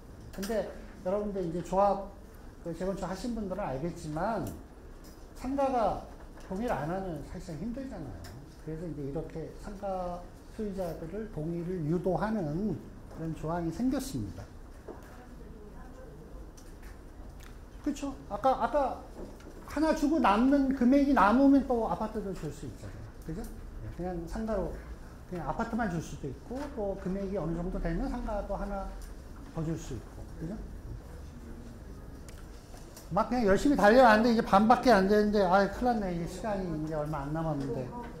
화장실에 갔다 오실 분은 그냥 다녀오세요. 자유롭게. 그리고 질문도 중간중간에 하셔도 됩니다. 참았다 하셔도 되고 못 참겠다 하시면 질문하세요. 질문한 거지. 네. 지난번 수업 때 교수님이 다세대 주택이 1.3배에서 1.5배 더 줄 수 있다고 하셨는데 만약에 단독주택이 20평짜리가 있고 다세대가 8평짜리가 있다고 하면 그게 이제 가정평가액이 비슷할 수도 있으면 그 아파트 받는 가격이 비슷하다라고 그런 취지로 받아들였거든요. 공동주택이 1.3배에서 1.5배를 주는 이유가 뭔지 궁금합니다. 그 지난번에 질문을 하셨어요. 아, 제가 무슨 얘기인지 알아요. 그게 그러니까 이제 이 재개발에서 문제가 뭐냐면 재개발 구역 내에 공동주택도 있고 단독주택도 있잖아요. 그랬을 때 그 이제 감정평가사들이 평가를 할 때 보통 이제 공시지가의 몇 배 이렇게 하거든요. 하고 우리가 보통 이제 비교 사례 기준법을 적용을 하는데 감정평가사 전문가의 의견이 막판에 들어가요. 기타 요인이라고 해서 그걸 할 때 형평을 맞추기 때문에 맞추려고 하는 거예요. 그 말씀을 드리는 건데 그거는 이제 어찌됐든 제가 답변을 하면 안 됩니다.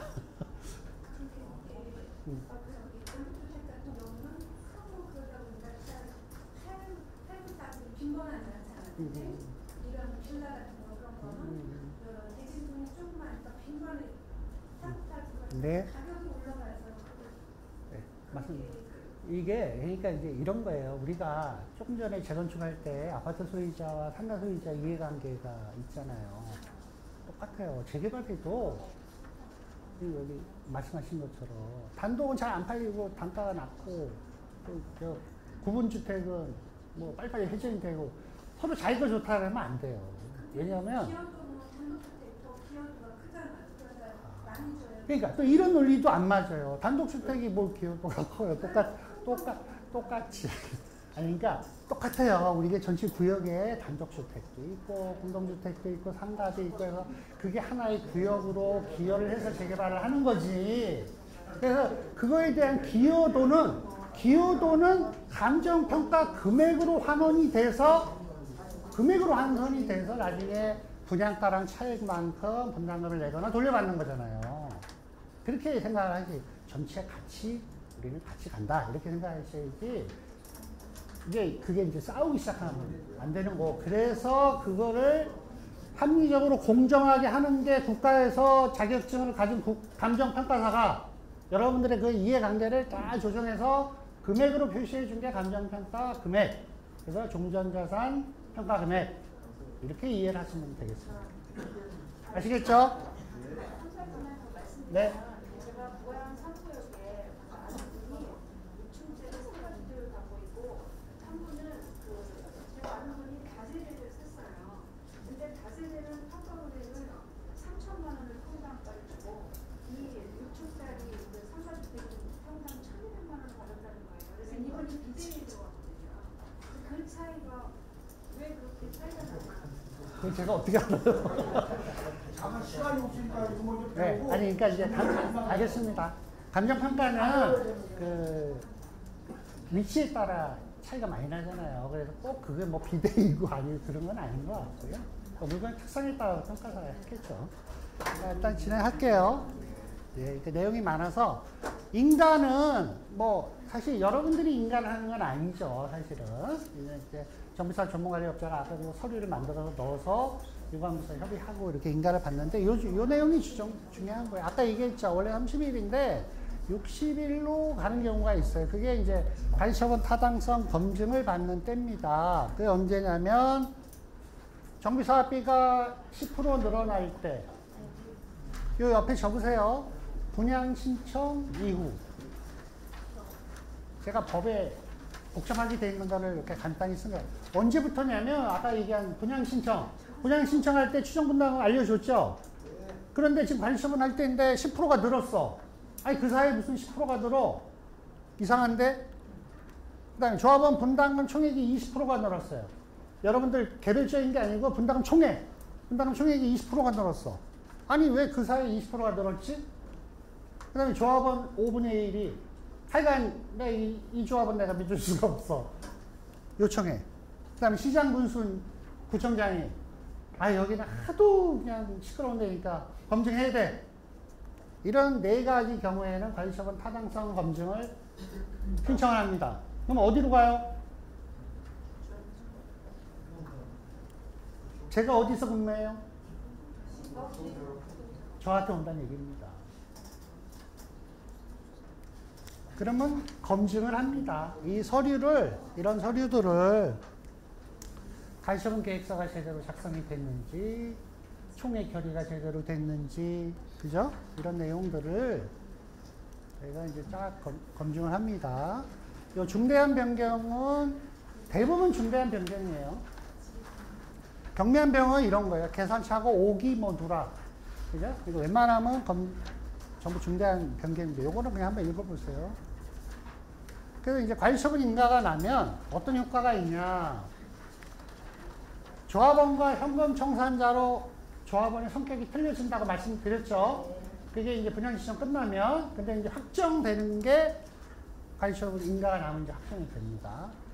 그리고 이제 조합원 분담금이 산정이 됐죠. 그럼 여러분들이 이제 어떻게 해야 돼요?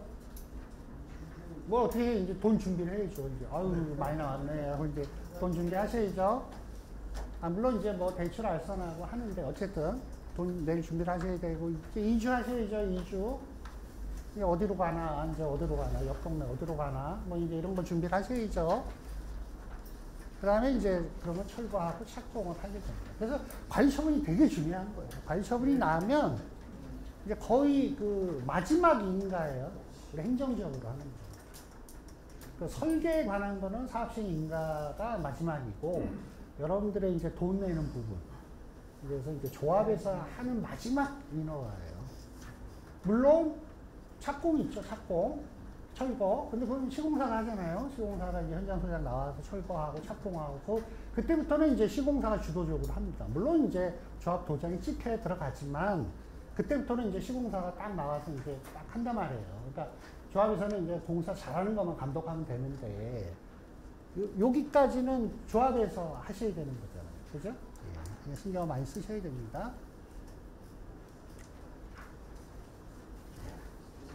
자, 이제 2개 남았습니다. 이제 관리처분 타당성 검증을 하는데, 검증이 뭐냐 하면, 아까 제가 말씀드렸잖아요. 관리처분 인가하고 이주하고 철거했는데, 막, 관리처분이 소송에 걸렸어요. 아니, 소송에 안 걸리게 잘하면 되지. 잘합니다. 잘해도 소송합니다. 잘해도 소송하고, 못해도 소송합니다. 요새는. 현실이 그래. 해먼청산자 또 반대하시는 분들이 소송합니다. 그래서 참 좀 어떻게 보면 씁쓸한 현실인데, 그래서 이 조합에서 일하시는 분들은 뭐 약간 잘해도 소송 걸리고 못해도 소송 걸린다고 보셔야 돼요. 그래서 사실은 소송이 가면 꼼꼼히 소리를 다 본단 말이에요. 그래서 원래는 이제 구청에서 걸러줘야 돼요, 사실은. 근데 구청도 또 실수할 수도 있어요, 사실. 그래서 인가를 내줄 수가 있어요. 근데 법원에 가서 소송에서 뒤집어지는 경우도 있습니다. 근데 그럼 뭐 사실은 판결이 났으니까 다시 해야죠. 근데 그 경제적 손실이 너무 커요. 요때는 아까도 얘기했다시피. 그러면 현금 청산자였는데 나 현금 청산자가 아니에요 이제. 왜? 관리처분이 무효니까. 그럼 또 분양시험 다시 해야 돼요. 뭐 엄청난 혼란이 있는 거죠 지금. 그리고 또 팔고 간 사람 또 어떻게 해요? 그건 또 돌이킬 수가 없죠. 이미 팔고 간 거는 또. 뭐 이런 식으로 이제 굉장히 조합이 혼란스러워집니다. 그래서 아까 같은 그 4가지 경우가 있는 경우에는 전문기가 한국감정원 LH에 검증을 한번 맡겨서 미비점을 보완하고 인가를 해주셔요. 조금 늦어져도 한 달 정도 늦어지긴 하는데 서류에 혹시 미비점이 있으면 보완을 해서 인가를 해줘라. 이 취지입니다. 그래서 이런 이제 필요성이 있고요. 그래서 저희가 이제 보는 거는 분양 신청의 그 절차를 다 지켰는지, 분담금 같은 거 제대로 잘 계산해서 통지했는지, 총액 결의는 잘 됐는지, 공고상, 공람 통지한 거 제대로 했는지, 조합원 자격 하나밖에 못 받는 사람 2개 줬는지, 그죠? 조합장하고 친하다고 2개 줬는지, 뭐 이런 것도 보죠. 현금 청산자에 대한 문제, 세입자. 재개발 같은 경우 또 세입자 보상 계획 수립해야 되잖아요. 그런 걸 어떻게 제대로 했는지, 또 공사비, 용역비 이런 거 재건축 부담금이 제대로 산정돼서 여러분들 그 분담금 비례율, 권리가액, 추정 분담금이 제대로 산정이 됐는지 등을 보고 저희가 적절한지. 이런 경우가 있어요. 공사비를 계약을 했는데 본계약을 했어요. 했는데 관리처분이 늦어졌어요. 근데 거기 분명히 이렇게 되어 있습니다. 착공 시까지 매수의 물가상승을 적용한다. 그럼 관리처분할 때 적용해서 들어와야 돼요. 지금 계약이 변경되지는 않았지만 계약서에 이렇게 되어 있잖아요. 공사비가 인상되는 걸로. 그러면 그 반영을 해서 들어와야 돼요. 그러니까 이런 것들을 저희가 검토를 해서 저기서 정비사업비 증가율 같은 건 안 보잖아요. 봅니다. 근데 그거는 계약서가 들어오면 다 인정합니다. 왜냐하면 계약서 변경계약하고 총액 결의를 다 받은 거기 때문에. 그죠? 사업비에 대해서 총액 결의. 따지면은 이게 조합원 과반의 동의다, 조합원 3분의 1 동의다, 이런 거는 부동산원에서 짚어줄 수가 없나요? 아니, 봅니다. 네. 그 총액 서면 결의사하고 총액 참석자 명단을 다 봅니다. 봅니다. 제가. 저희 저것도 봐요. 등기우편 발송 영수증까지 다 봐요. 저희가 질문을 주는 건데, 제가 좀 초과익 환수금 때문에 그 부동산원에 가서 검증을 받았는데, 여기는 지금 요즘에는 제가 초과익 환수금은 경비사업에 반영할 때 되지 않습니까? 네. 근데 저희가 10% 이상 증가를 따질 때 처음에 가지점을 할 때는 이거를 반영을 시켰어요. 그래서 과반 돈이 못 받으니까 다시 관리처분할 때는 이걸 빼버리더라고요. 나중에 조합원들이 결국 내야 되는 세금인데 어쨌든 조합의 입장은 그 사업비를 법으로 계획이 나왔는데 그걸 빼갖고 이제 3분의 1 동의를 2분의 1 동의로 두 번째로 바꿔버렸어요. 그래가지고 50내로 4% 동의받아서 관리처분이 통과가 무효입니다, 무효. 그거 뭐 여지가 없습니다. 무효입니다. 그렇게 주장했는데도 안 되더라고요. 그래서 이런 조합에서 시장, 군수, 구청장, 여기 서울은 구청장이죠. 구청장한테 신청을 하면 그 요건이 되면 저희한테 옵니다. 그럼 저희가 검토한 걸 여기다 줘서 보완해서 인가를 내주게 됩니다. 그런데 이렇게 얘기하면 잘 모르시니까 제가 이제 사례를 갖고 왔어요. 어떤 거를 조합에서 조심해야 되느냐. 그죠? 그게 중요하겠죠. 그래서 아까 이제 공부 다 한 건데요. 1세대 2주택 공급 위반, 부부가 2주택 신청한 경우. 1주택이라고 제가 말씀을 드렸죠? 근데 그 분양신청서 낼 때 주민등본 내거든요? 근데 사모님이 없어요, 등본에. 아니. 근데 이거 조심스럽잖아. 근데 옆에다 옮겨놨어요. 주민등록만 싹 이렇게 옆에 옮겨놨다고. 저쪽에 가니까 그쪽에서 주민등록을 아무리 옮겨놔도 부부는 일심동체니까 하나밖에 안 준다. 이렇게 이해하시면 되겠습니다. 네? 그러니까 이제 살짝 주민등록에 없어서 없는 것처럼 이렇게 하시는데 다 나옵니다. 다 적발됩니다. 그래서 2주택을 신청했어요. 부인이 하나, 남편이 하나. 그래서 하나밖에 안 줍니다. 괜히 애쓰지 마세요. 예. 그 자녀가 아까도 얘기했잖아요. 자녀가 성인이면 분가할 수 있어요. 근데 분가를 그냥 여기 이렇게 집을 얻는 게 아니에요. 그 아들이 세대주로 행정적으로 정리를 하셔야 되고 주민센터 가면 해줍니다. 성인이면 나 이제 부모님한테 독립할 거야. 우리가 경제적으로 독립도 해야 되고 정신적으로 독립을 해야 되는데 행정적으로 독립을 해야 됩니다. 여기서 분가는 행정적 독립입니다. 성인이면 가서 그 같은 구역에 있더라도 나 성인이기 때문에 독립 세대로 해주세요 하면 주민센터에서 해줍니다. 어이구 이거 훌륭한 청년이 왔네. 그래서 그 아들이 분가한 행정적으로 독립한 아들이 아파트를 그 주택을 갖고 있으면 분양권을 별도로 준다는 얘기예요. 부모랑 별개로. 근데 분가 안 하고, 우리 지금 30살인데, 대기업 다녀서 돈도 많이 버는데, 이거 하나 더 줘야 된다. 그럼 빨리 분가를 하셨어야지. 분가를 안 하고. 그러면 하나밖에 안 준다 이거예요. 그죠? 꼭 20살이 아니라 30살이라도 부모랑 같이 살고 있어서 같은 세대를 구성하고 있으면 아파트를 한 채밖에 안 준다는 얘기예요. 그 얘기가 다음에 나옵니다. 여기 있습니다. 요런 질문을 꼭 하세요. 그래서 제가 여기 넣어놨잖아요. 분가를 늦게 한 경우. 분양 신청 기간 내에 분가하면 됩니다. 그 안에. 그래서 딱 독립을 하면 되는데, 이게 안 되면 역시 하나를 주는 거죠. 좀 아깝죠, 이런 경우는. 그 자식이 장성해서 뭐 돈도 잘 벌고, 그 분양권을 살 능력이 되는데도 불구하고 분가를 효자인가 봐요. 부모님하고 그냥 같이 사니까. 그러면 이제 요건 행정적으로 독립이 안 됐기 때문에 2주택만 독립해야 됩니다. 자, 우리 이 보류지 알죠? 보류지. 보류지가 뭐죠?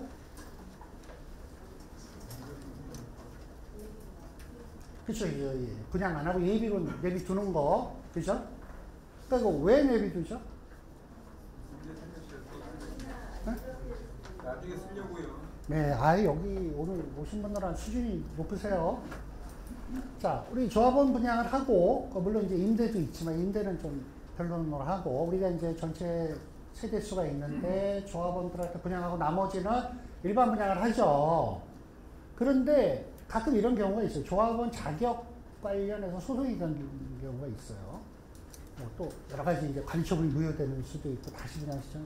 그래서 1% 서울시 조례에서는 총 건립세대에서 1%만 분양을 하지 않고 일단 갖고 있는 거를 최대 1%로 하게 되어 있어요. 대부분은 다 분양을 해요. 근데 이제 여기 소송이 걸리거나 이런 경우가 있습니다. 그러면 최대 우리 서울시 조례에는 총 공급 세대수의 1%를 할 수 있습니다. 근데 조합에서 관리처분의 2%를 한다든지, 그죠? 이 내니까 미만이잖아요? 근데 이상으로 했다든가 이랬을 때 조례를 기준으로 보류주를 적용을 하게끔 그 관리처분 계획이 잘못된 거죠. 그런 거를 시정 조치를 하고 있습니다. 그리고 또 이런 게 있어요. 1160세대 1%면 11.6이잖아요. 그럼 몇 세대예요? 11세대예요? 12세대예요? 적은 걸로 가는 거죠. 11세대, 11세대. 근데 12세대. 예, 11세대 정도입니다. 이거 중요합니다. 이거. 자, 우리가 관리처분 계획을 서류를 만들었어요. 그죠? 그리고 총회를 합니다. 그리고 공람을 하죠. 인가 신청 전에 공람. 근데 아까 제가 이런 말씀을 드렸죠. 제가 아까 여기 와서 얘기했어요. 분양 신청하신 분들은 조합원, 분양 신청 안 하신 분들, 현금청산자. 현금청산자 당신들은 조합원이 아니잖아. 관리처분 계획을 볼 자격이 없지? 없나요? 있어요? 왜 있죠?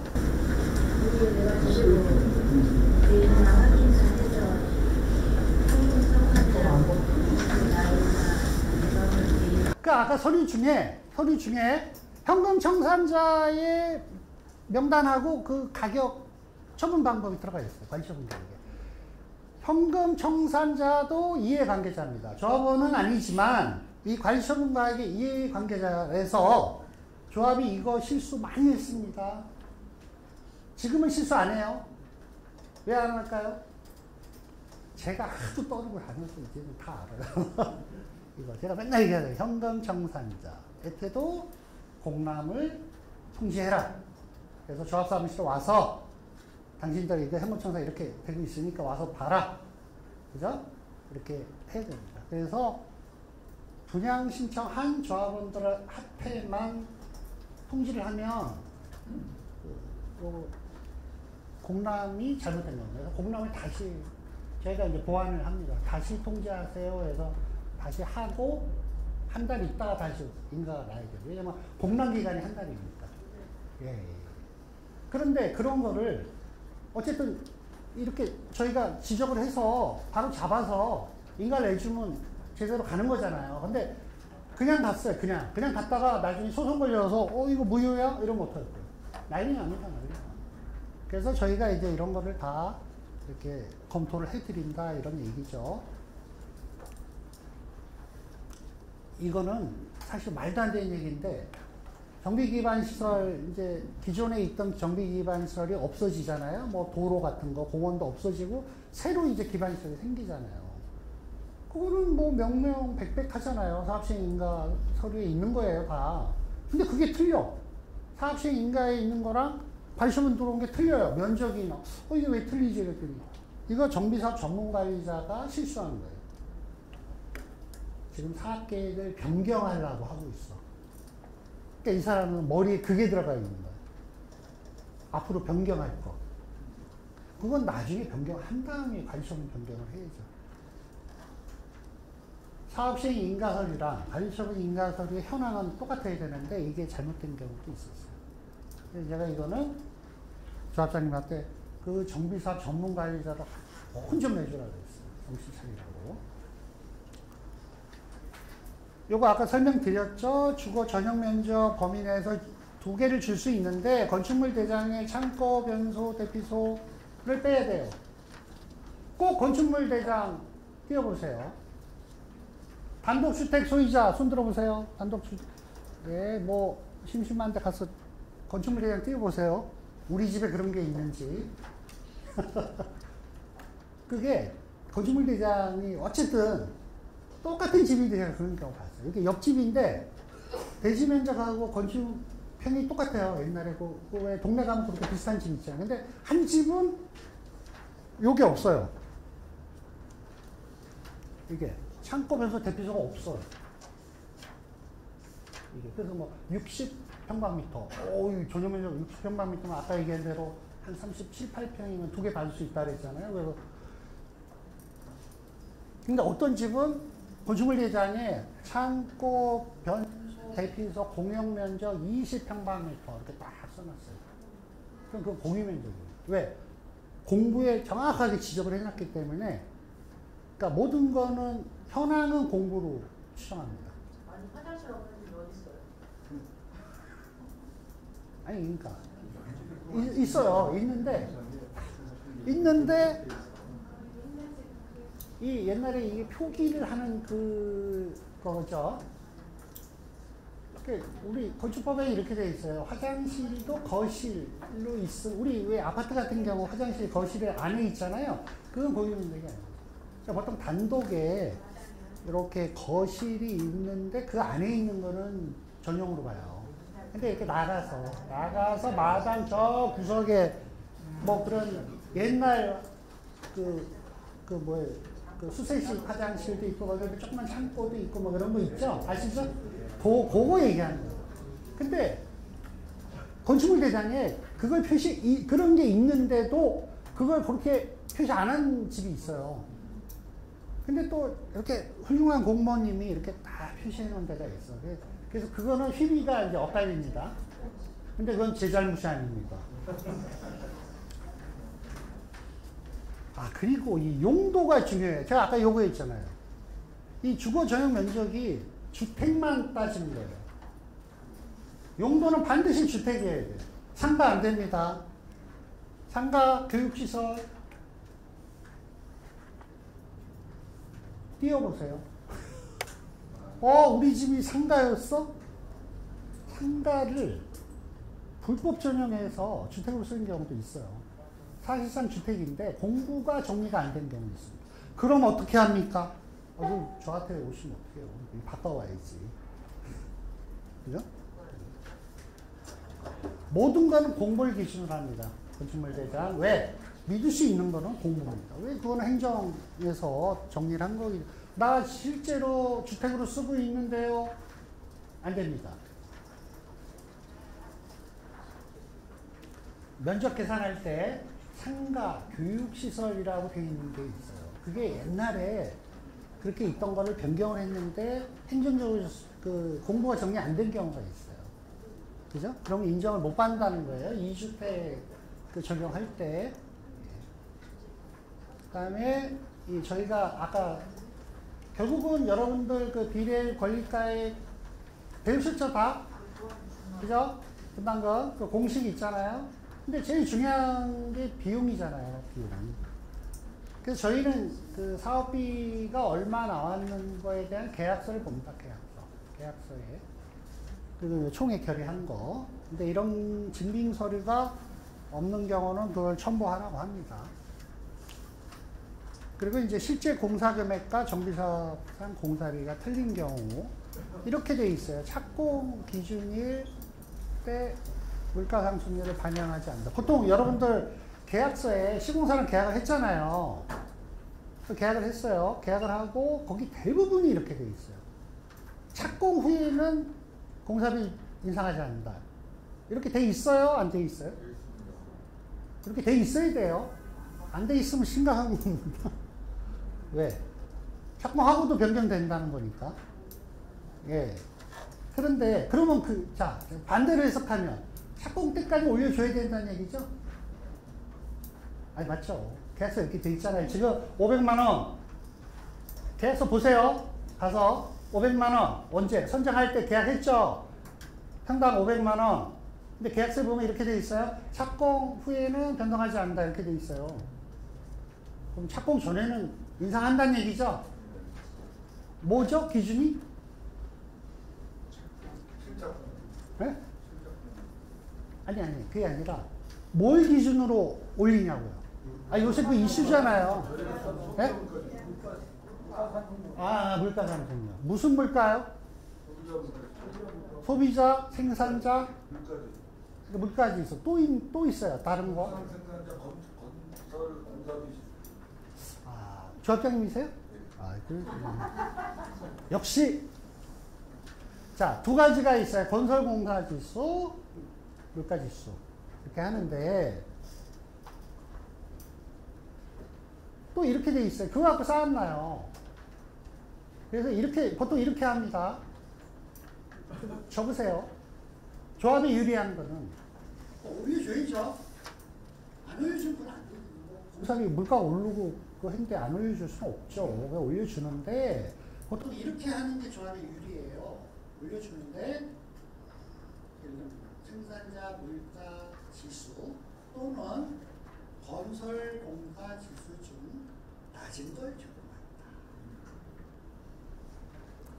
물론 된다는 보장은 없습니다. 근데 그걸 관철시키면 아주 훌륭한 조합장님이시죠. 그래도 노력은 해보십시오. 지금은 높은 걸 적용하죠. 높은 걸 적용합니다. 지금은. 자, 소비자 물가 지수 또는 건설 공사 지수. 그러니까 물가를 공사비를 올려주는 기준이 소비자 물가 지수 또는 생산자 물가 지수. 보통 이제 생산자로 하죠. 생산자 물가 지수 또는 건설 공사 지수 이런 두 가지 지표가 있어요. 있는데 여러분들이 유리하게 하려면 두 개 중에 낮은 걸로 한다. 이렇게 계약서 해놓으면 좋은데 현실적으로는 반대예요. 높은 거로 한다. 근데 계약자의 원칙이니까 계약만 할 수 있으면 얼렁뚱땅 해보세요. 할 수 있으면 좋은데 근데 그게 공사비가 많이 안 오를 때는 가능합니다. 근데 지금 같은 경우는 시공사가 절대 양보 안 하죠. 눈에 불을 켜고 그렇지만 조금 그 평온할 때는 아유 알았어요 하고 협상 능력에 따라 그 문구 하나 가지고 몇십억 몇백억이 왔다 갔다 할 수 있어요. 실제로. 그래서 옛날에는 제가 이렇게 강의하면 아 좋다 그랬는데 요새는 조합장님 얘기하시죠. 아 요새 안 통해요. 지금 소비자 물가지수는 아예 안 받아주고요. 안 받아주죠. 안 받아줘요. 그래서 걱정입니다. 사실은. 왜냐하면 공사비를 너무 많이 올려달라고 하니까. 그러니까 10% 올랐거든요. 2년 동안 소비자 물가지수로. 그러니까 올려달라면 60% 올려. 그러면 뭐 이양 얘기가 나왔으니까 뭐 감당하실 수 있어요? 감당 못하죠. 그럼 어떻게 해요? 지금 카드 신고서 조치하는 여러 가지 방법이 우리 조합장님이 참. 그러니까 이거예요. 공사비를 올려줘야 돼요. 그죠? 올려줘야 되는데, 이게 두 가지의 선택의 기로가 있는 것 같아요. 지금 조합장님도 그런 생각 정보가 빠르시니까. 지금 두 가지로 가고 있어요. 올려주는데 협상을 하죠. 하는데, 이제 계산을 해볼 거 아니에요. 그러면 원래 얼마 내기로 했는데 얼마 줘야 된다. 그래. 옆에 단지, 여기, 그래, 이 정도 다 올려줬네? 그러면 우리가 어떻게 할 수 없지 뭐. 우리 조합원들한테 설득합니다. 이렇게 여기도 올려줬고 어쩔 수 없어. 거의 천재지변이나 마찬가지야. 갑시다. 그래서 이제 가는 방법이 하나 있어요. 근데 딴 데는 조금 덜 올렸는데 우리만 많이 올린 것 같아요. 근데 이거를 나는 조합원들을 설득 못할 것 같아요. 그럼 어떻게 해요? 그럼 사업이 안 되는 거죠. 협상이 안 되면 진척이 안 되는 거고요. 네? 이제 시공사 변경하는 단지가 많이 나와요, 지금. 근데 또 시공사 변경하는 게 그렇게 쉽지 않습니다. 또 머리 터집니다. 그 일군 시공사들 상대로 그 시공사 교체하고 뭐 총회 다시 하고 그 쉬운 일이 아니거든요. 근데 어쨌든 하여간 뭐 요새 이제 두 가지 달래기로 가더라고요. 그런 와중에 또 협상 잘못했다고 조합장님 쫓겨나는 경우도 있고. 이게 참 요새 여러 가지 일들이 많이 벌어지고 있어요. 참 안타깝습니다. 왜 이런 사태가 발생했는지 모르겠는데. 어쨌든 이 사업비 중에 가장 큰 비중을 가지고 있는 공사비가 너무 많이 올라서 많이 어려움이 있습니다. 그 다음에 이거 제가 말씀드렸죠. 재건축 사업은 반드시 재건축 부담금이 사업비에 들어가서 분담금을 산정해야 됩니다. 변경도 마찬가지죠. 발전 변경할 때도 또 반드시 들어가야 됩니다. 이거 여러분들은 그냥 이것만 알면 되죠. 90평방미터. 건물이 있는 경우는 상관이 없습니다. 건물이 있는 경우는. 근데 토지만 있는 경우 서울시는 90평방미터, 부산은 60, 대구는 60, 광주 60. 틀려요.